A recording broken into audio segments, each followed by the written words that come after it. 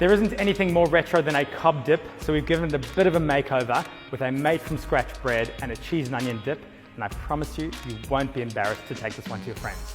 So we're making a very easy bread dough. It's a no-knead dough, and it's just all done in the food processor, so really simple. I've got some warm milk here. We're just gonna add some dried yeast and some sugar because the yeast needs to feed off something, and now mix that together. I'm just going to set that aside for a couple of minutes just so it foams and dissolves a little bit. If you don't have a food processor, you can do this all by hand and just use a wooden spoon, it'll still come together. First of all, we've got our flour, got some Parmesan cheese, some buttermilk, melted butter, and then you want some salt as well. And you can see this yeast mixture's foamed up nicely, so we can just mix it together and pour it in as well. So the food processor is doing the hard work, so just get that mixture into a bowl, bring it together, covered with some cling film, and we're going to leave it for about an hour and you'll see the dough will double in size. Okay, so the dough has risen beautifully. So if we just get it onto a lightly floured surface, like a cloud, look at that, so soft. And we want it divided up into about 32 pieces, but you don't have to be exact. Okay, now the most manual labor you're going to have to do is just a bit of rolling. So have some lightly floured hands, just grab one of the pieces and just get them all into an even ball. They can be a bit rough because they are, it is a cob. You don't need to be too precious about it.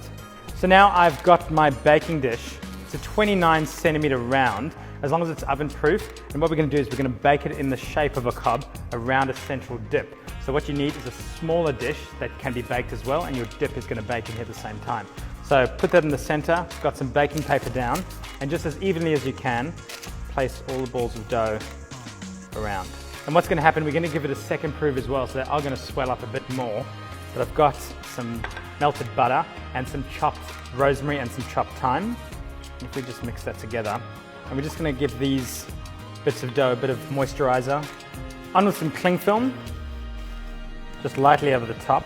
And we're going to let it have a second proof until they've risen slightly, so about 30 minutes. So while the bread's having its second proof, we can get onto the dip. It's completely delicious. We've got some onion firstly, two types of cheese, firstly some cheddar and then some Parmesan. A bit of a secret ingredient is some mayonnaise. It does cook, but it really helps the dip become very rich. Some garlic and just a pinch of cayenne pepper, a bit of Worcestershire sauce, a bit of salt and some cream cheese. Now just mix it all together. So it's ready, so we can just set it aside to go in the center of the bread to bake. So the bread's had its second rise. If you look, they're soft, pillowy, and in that center, just put that dip inside. A bit more cheese on top of the dip because, why not? And some extra butter. So into the oven for about 25 minutes at 180 until the bread's really golden and that dip is bubbling. So it's golden and bubbling. The room smells of cheese and bread. So to finish this off, all you need to do is take a few of the thyme leaves, a bit of extra cayenne on the dip.